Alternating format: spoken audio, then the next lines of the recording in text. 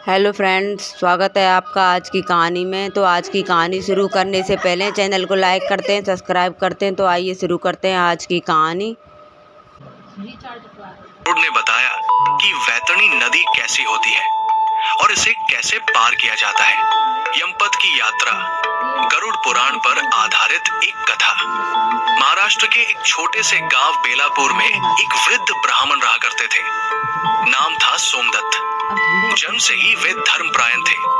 उन्होंने वेदों का अध्ययन किया था, यज्ञ वन में पारंगत थे और जीवन भर उन्होंने पूजा पाठ, दान पुण्य और सत्कर्मों को ही अपनी दिनचर्या बनाया। उनका जीवन एक आदर्श ब्राह्मण का जीवन था, शांत, विनम्र और करुणा से भरा हुआ। गांव के लोग उन्हें बहुत मानते थे। जब कोई दुखी होता, वो सोमदत्त के द्वार पर आता। वे न केवल धार्मिक सलाह देते, बल्कि यथासंभव मदद भी करते। वृद्धावस्था में उनका जीवन पूरी तरह भगवान विष्णु की भक्ति में लीन हो गया। प्रातः और सायंकाल तुलसी के पौधे के समक्ष दीपक जलाना, विष्णु सहस्रनाम का पाठ करना और रामायण का श्रवण ही उनका जीवन बन गया था। एक दिन जैसे ही सूर्य की पहली किरणें आकाश में फैली, सोमदत्त तुलसी के पास दीपक लेकर पहुंचे। उन्होंने नमो भगवते वासुदेवाय का जाप करते हुए दीप जलाया और अचानक उनके मुख से नारायण निकला। ये उनका अंतिम उच्चारण था। कुछ ही क्षणों में उनकी आत्मा शरीर से मुक्त हो गई। उनके शरीर से निकलते ही आत्मा ने एक अलौकिक हल्कापन अनुभव किया। चारों ओर एक शांत प्रकाश फैला था। आत्मा ने नीचे देखा। उनका निर्जीव शरीर तुलसी के पास पड़ा था और परिवारजन रो रहे थे, पर आत्मा को अब किसी प्रकार का मोह नहीं था। वो अपने कर्मफल की यात्रा पर निकल चुकी थी। ऐसे ही आत्मा ऊपर उठी, उसे दो दिव्य पुरुष दिखाई दिए। वे थे यमदूत, परंतु वे भयावह या रौद्र रूप में नहीं थे, जैसे शास्त्रों में पापियों के लिए वर्णित होते हैं। इन यमदूतों के मुख पर गंभीरता के साथ एक दैवीय तेज था। ब्राह्मण श्रेष्ठ उनमें से एक बोला, अब आपको यमलोक की यात्रा करनी है। आप भयभीत न हो। ये मार्ग कठिन अवश्य है, पर आपके पुण्य आपको मार्गदर्शन करेंगे। आत्मा ने शांत भाव से सिर हिलाया और यात्रा प्रारंभ हुई। पहला पड़ाव वैतरणी नदी। कुछ ही समय में वे एक भयावह नदी के किनारे पहुंचे। काली, गंदी और असहनीय दुर्गंध से भरी हुई ये थी वैतरणी नदी। इसकी लहरें रक्त, मल और मांस के टुकड़ों से भरी हुई थी। नदी में अनेक आत्माएं छटपटा रही थी।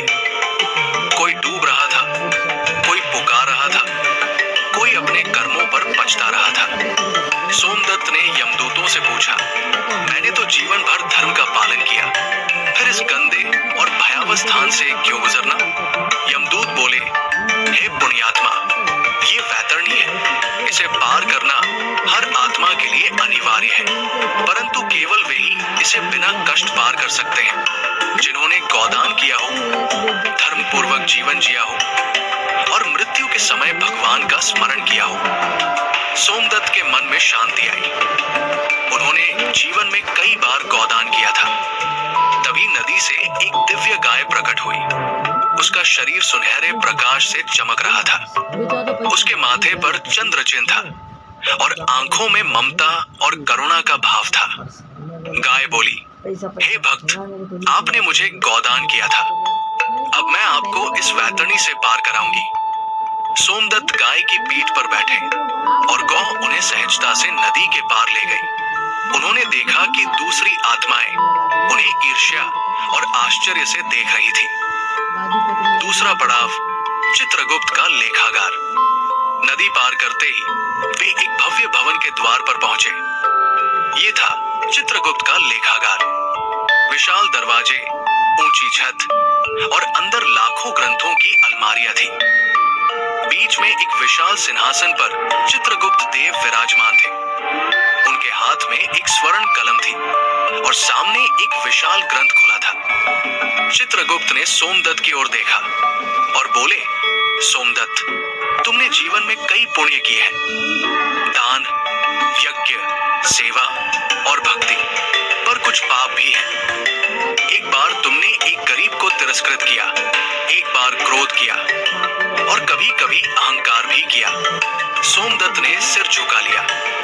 चित्रगुप्त बोले, परंतु तुमने विष्णु का नाम स्मरण करते हुए जीवन जिया और अंतिम क्षण में नारायण का उच्चारण किया।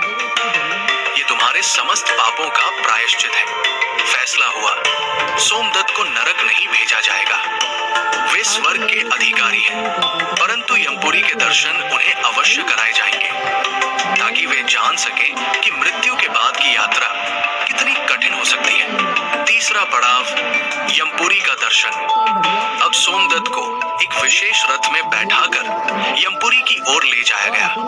रथ आकाश में उड़ रहा था और नीचे भयानक दृश्य दिख रहे थे। उन्होंने देखा, एक आत्मा को उबलते तेल के कड़ाह में डाला जा रहा है, किसी को कांटों पर गिराया जा रहा है, कोई राक्षसों द्वारा नोचा जा रहा है। सोमदत्त की आंखें करुणा से भर गई। उन्होंने यमदूतों से कहा, ये दृश्य बहुत कष्टदायक है, क्या कोई इन यातनाओं से बच सकता है? यमदूत बोले, हाँ, जो जीवन को धर्म, करुणा और भक्ति से जीता है, जो गरुड़ पुराण पढ़ता और उसका पालन करता है, वो इन यातनाओं से मुक्त रहता है। तुम्हें ये ज्ञान इसलिए दिया जा रहा है ताकि तुम इस संदेश को आगे पहुंचाओ। अंतिम पड़ाव, विष्णु धाम का द्वार। अंत में रथ एक दिव्य प्रकाश की ओर बढ़ा। दूर से ही भजन कीर्तन की ध्वनि सुनाई देने लगी। स्वर्गिक सुगंध, पुष्पों की वर्षा और शांत वातावरण, ये सब विष्णु धाम की निशानी थी। एक द्वार पर दो दिव्य द्वारपाल खड़े थे। ब्राह्मण श्रेष्ठ उनमें से एक बोला, आपका स्वागत है। आप धर्म, दया और भक्ति के मार्ग पर चले।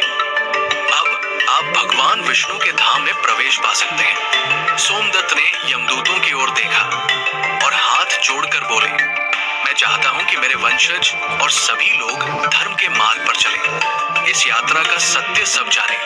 द्वार खुला और सोमदत्त आत्मा रूप में भगवान विष्णु के चरणों में लीन हो गए। सीख, गरुड़ पुराण केवल मृत्यु के रहस्यों को प्रकट नहीं करता, बल्कि ये जीवन का भी मार्गदर्शन करता है। ये सिखाता है कि मृत्यु कोई अंत नहीं, बल्कि एक यात्रा की शुरुआत है। आत्मा का सफर, उसके कर्मों की परीक्षा और अंत में मोक्ष की प्राप्ति। सोमदत्त की कथा हमें सिखाती है कि यदि हम जीवन में सच्चे अर्थों में धर्म, करुणा, भक्ति और सेवा का पालन करें, तो मृत्यु के बाद का मार्ग भयावह नहीं बल्कि दिव्य हो सकता है। ये कथा प्रत्येक मनुष्य को एक प्रेरणा देती है कि जीवन केवल भोग के लिए नहीं, बल्कि मोक्ष की दिशा में एक सतत प्रयास है, और इस प्रयास में गरुड़ पुराण एक अमूल्य मार्गदर्शक है।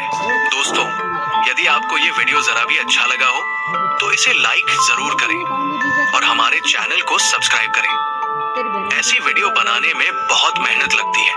यदि आप अभी तक इस वीडियो को देख रहे हैं तो आपका बहुत बहुत धन्यवाद। नेक मोड़ियो, कपड़ा लगा दो चाहे कैसे थोड़ी सी मिलेगी।